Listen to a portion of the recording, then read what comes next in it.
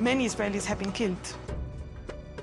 When there was this horrible suicide bombing at the pizza place in Jerusalem, I went to visit some of the kids who survived that blast in the hospital. It was horrible. It was horrible to see what happened to these children.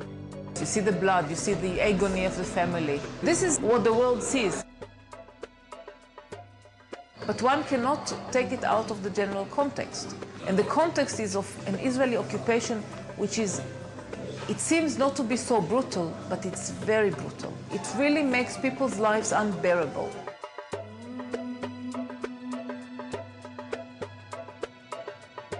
The use of suicide bombers is an act of desperation. It's the weapons of the weak. Israel doesn't do it, never, because it has airplanes and helicopters. Why should they send anybody to make suicide? I think we have to change our conception of what Israel is. Israel likes to present itself as this little country surrounded by a sea of hostile Arabs, and we just want peace, and they're violent. Israel is the 5th largest nuclear power in the world. It's got between 200 and 300 nuclear warheads. So the reality is that Israel is a regional superpower. For the first time, the resistance to that occupation had, to a very small extent, an armed component. There was nothing close to equal force.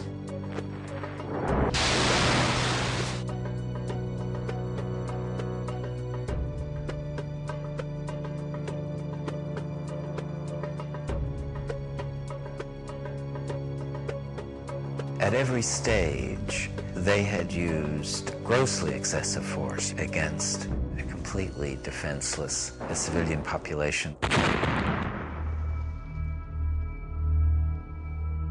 The victims have been overwhelmingly Palestinian civilians, overwhelmingly, not armed groups or armed individuals.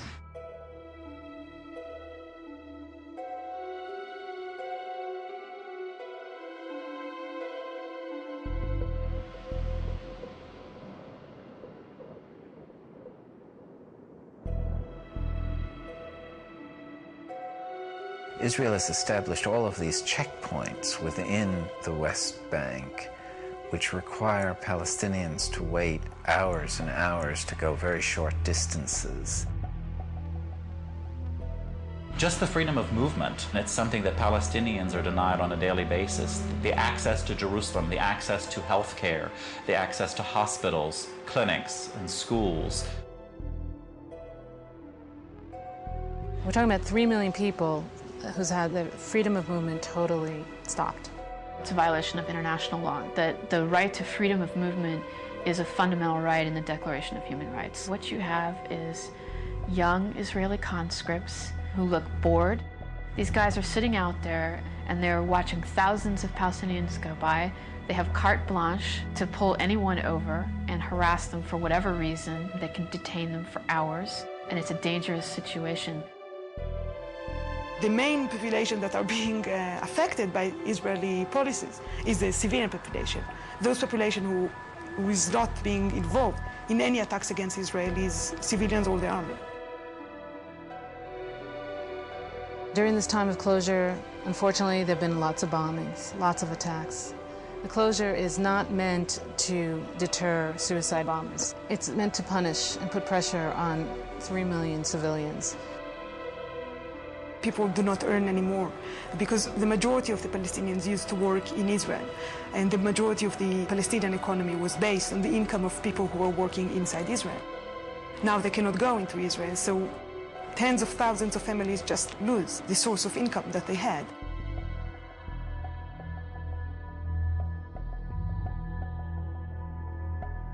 The education system is also affected by that. Students cannot go to the university. Birzeit University was subject to army closures for something like 18 times. The longest closure was during the first Intifada. For 5 years, we could not set foot on campus. During this period, we organized what the Israeli army called cells of illegal education. We were teaching in apartments, in rented flats, in churches, in mosques, in gardens, in cars, and we kept our infrastructure. Even this attempt To minimize the damage and to keep the university going, they attempted to crush it. I went to college in the States and I found it very differently. Your biggest worry about in the States is if I'm going to pass my class, or oh, I hope I have a lot of friends. Over here it's totally different. You have to worry, oh my God, would I be able to get to school? Is there going to be a checkpoint? Is there going to be a demonstration? Am I going to get shot at? Is there going to be tear gas? So it's completely different. Here it's just you don't know if you're gonna live or you're gonna die, you know? You're going to school as if you're going to fight a war. You don't find a tank in the middle of the road on your way to college. And just the other day, there were 2 tanks and an army jeep, and they're standing there checking your passport and, your student visa and all this stuff, and it's just we want to get to school, we want an education. We're humans, and we have a right to our education. In places like the United States, people cannot understand what's going on because simply the experience is beyond their frame of reference. I can't study at night because my bedroom light is going to be open and it's across the street from a settlement. They shot at me. I was reading my biology book. I was studying for my midterm, and my mom and dad are like, no, get out of the room because they started shooting. I was like, no, Mom, I want to get an A in the class. Let me study. So I'm sitting there, and all of a sudden you hear something on my bedroom window. I was just like, okay, maybe I should go downstairs. I couldn't study for my test. It's I tell my American friends, I was like, do you understand what I'm going through? The amazing thing is not that you have cases of suicidal students. The amazing thing is the bulk of them, they try to carry on in the middle of this mess as if life is normal, as if they want to celebrate their graduation and they want to build their life and they want to carry on. That's the other part of the coin. The root problem here is occupation. Everything else emanates from there.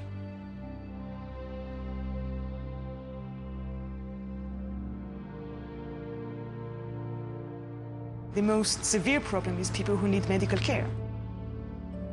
We've documented numerous cases where people have died. In fact, I believe that one of the last cases we documented was a woman who was in labor, who was not allowed to get to the hospital, and she and the baby both died. If people like that, if people who are really sick and really need to go to hospitals cannot do that, so I think you can imagine what happened to regular people that just want to go to work, just want to go to do some shopping, or even just visit friends. It's like living in a prison, a gigantic prison. Haaretz, the intellectual newspaper in Israel, ran a whole, a 4-page magazine article on the refugee issue. It had a picture of Tel Aviv University now and what was there before Tel Aviv University, a Palestinian village.